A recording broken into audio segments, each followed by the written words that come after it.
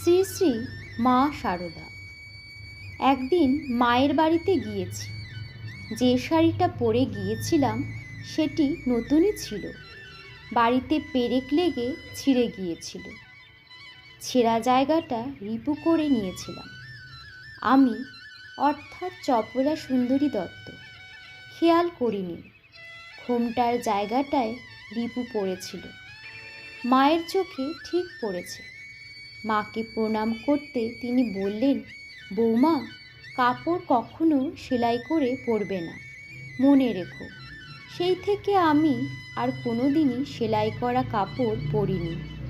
আরেকদিন মা আমাকে বলেছিলেন, বৌমা, একটা কথা মনে রেখো, জাতা শৌচ, মৃতা শৌচ এবং কালা শৌচে ঠাকুরের কোনো কাজ করবে না, ঠাকুর ঘরেও যাবে না।